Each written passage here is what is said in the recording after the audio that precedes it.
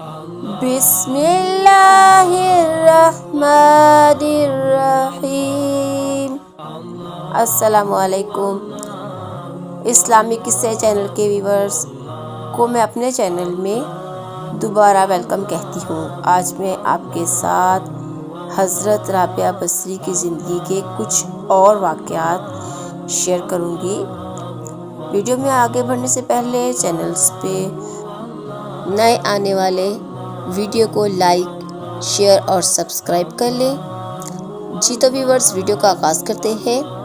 ایک رات ایک چور حضرت رابعہ بصری رحمۃ اللہ علیہ کی کوٹری میں آیا جبکہ آپ کچھ دیر سو رہی تھیں۔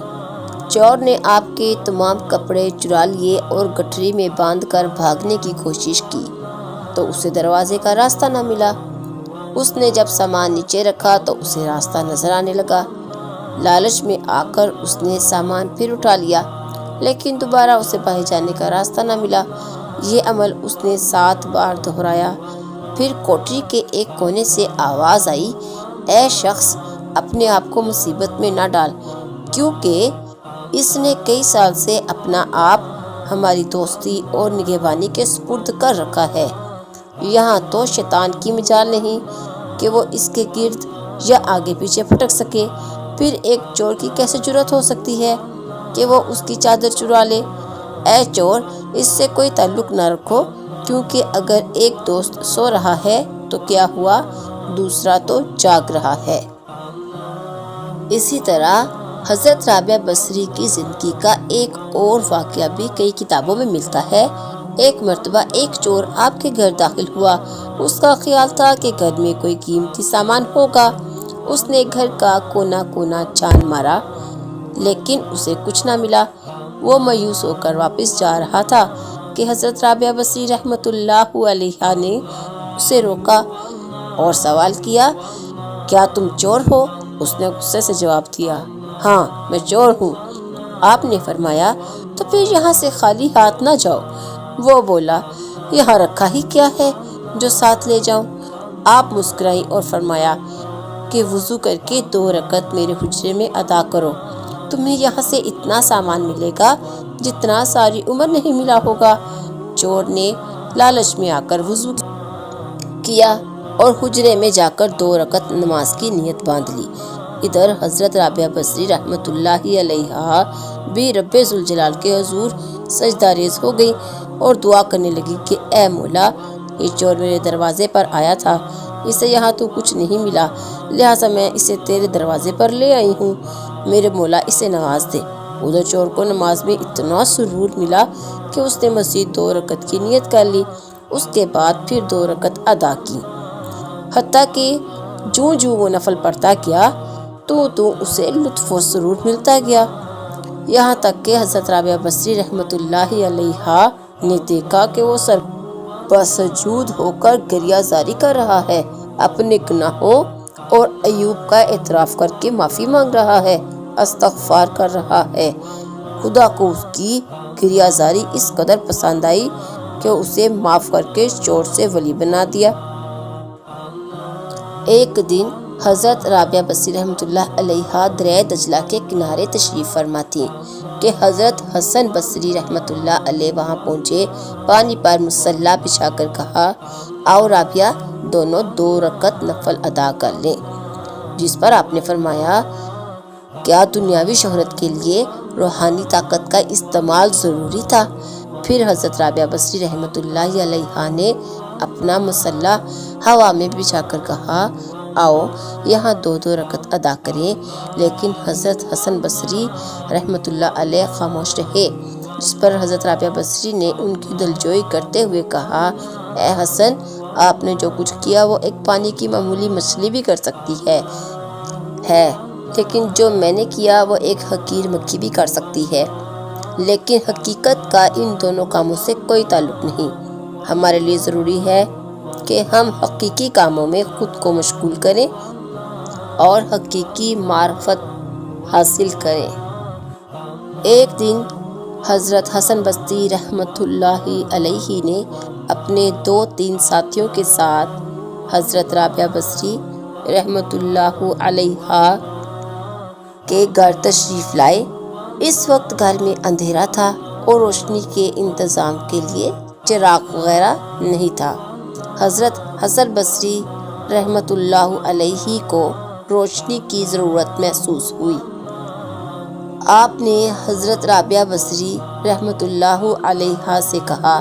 انہوں نے اپنی انگلیوں پر دم کر کے پھونک ماری تو وہ ایسی روشن ہو گئی کہ پورا مکان بقعۂ نور بن گیا۔ حضرت حسن بصری رحمۃ اللہ علیہ رات بھر وہاں رہے اور ساری رات وہ روشنی جلتی رہی یہاں تک کہ صبح ہو گئی۔ ایک اور واقعہ جس سے معلوم ہوتا ہے کہ جب آپ ذکر و فکر میں مشغول ہوتی تھی تو اللہ تعالیٰ کس طرح آپ کی چھوٹی چھوٹی ضروریات پوری کیا کرتے تھے۔ شیخ فرید الدین عطار رحمۃ اللہ علیہ بیان فرماتے ہیں، ایک دن حضرت حسن بصری رحمۃ اللہ علیہ عصر کی نماز کے بعد حضرت رابعہ بصری رحمۃ اللہ علیہ کے پاس آئے، جبکہ وہ ہانڈی میں گوشت پکانے کی تیاری کر رہی تھی۔ انہوں نے ہانڈی میں پانی ڈال کر رکھا تھا اور آپ کے پاس آ کر باتوں میں مصروف ہو گئی اور کہنے لگی، آپ سے گفتگو ہانڈی پکانے سے کہیں بہتر ہے۔ باتیں کرتے کرتے نماز مغرب کا وقت ہو گیا۔ دونوں نے نماز پڑھی، پھر حضرت رابعہ بصری رحمۃ اللہ علیہ خشک روٹی کا ٹکڑا اور پانی کا کوزہ لے آئیں تاکہ روزہ افطار کر سکیں۔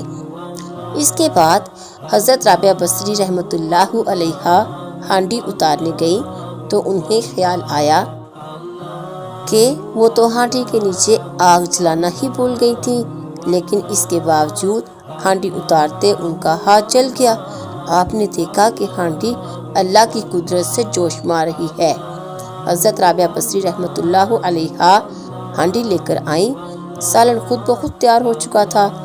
حضرت خواجہ حسن بصری رحمۃ اللہ علیہ فرماتے ہیں کہ اتنا مزیدار کھانا پھر میں نے کبھی نہ کھایا۔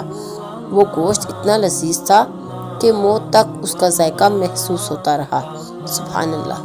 ایک شب ایک نوجوان نے آپ کو قبرستان میں دیکھا اور آپ کا نورانی چہرہ دیکھ کر جو کہ مثل ماہتاب تھا، وہ آپ کو کوئی غیر مرئی مخلوق سمجھا اور وہاں سے چلا گیا۔ لیکن چند دن بعد اس نے آپ کو بڑے بازار میں دوبارہ دیکھا تو لاشعوری طور پر آپ کے پیچھے چل دیا اور چلتے چلتے آپ کے دروازے تک پہنچ گیا۔ چونکہ حضرت رابعہ بصری رحمۃ اللہ علیہ چند لمحہ قبل داخل ہوئی تھی، لہٰذا دروازہ کھلا ہی تھا۔ وہ اندر داخل ہو گیا، لیکن جب اس نے حضرت رابعہ بصری رحمۃ اللہ علیہ کو رب کے حضور سجدہ ریز ہو کر راز و نیاز میں مشغول دیکھا تو اس پر سکتہ طاری ہو گیا اور اس کی زبان بند ہو گئی۔ جب حضرت رابعہ بصری رحمۃ اللہ علیہ فارغ ہوئی اور آپ نے پلٹ کر نوجوان کو کھڑے دیکھا تو اس سے آنے کا سبب پوچھا تو اس نے اشارے سے بتایا کہ اس کی زبان کام نہیں کر رہی۔ آپ نے فرمایا، اس سے پہلے کہ تیرا دل بھی کام کرنا چھوڑ دے تو یہاں سے چلا جا۔ اس نے آنکھوں میں التجا کی کہ اس کی قوت گویائی لٹا دی جائے۔ آپ نے فرمایا کہ اگر تو نے میرے ساتھ کوئی زیادتی کی ہوتی تو میں تجھے معاف کر دیتی۔ میں خدا کی عابدہ ہوں، میرا معاملہ خدا کے ہاتھ ہے، اگر تو معافی مانگنا چاہتا ہے تو اس خدا سے مانگ۔ یہ کہہ کر آپ دوبارہ سجدے میں گر گئیں۔ وہ نوجوان بھی سجدہ ریز ہو کر استغفار کرنے لگا۔ طویل گریہ زاری کے بعد خدا نے اس کی زبان اس سے لٹا دی، مگر اس پر بھی وہ توبہ کا ورد ہی کرتا رہا۔ جی تو ویورز، اگر آپ کو ویڈیو پسند آئی ہے تو پلیز ویڈیو کو لائک، شیئر اور سبسکرائب کرنا بالکل مت بھولیے گا، اور پیارے سے کمنٹس میں صلی اللہ علیہ وآلہ وسلم لکھیے۔ اگلی ویڈیو تک کے لیے اللہ حافظ۔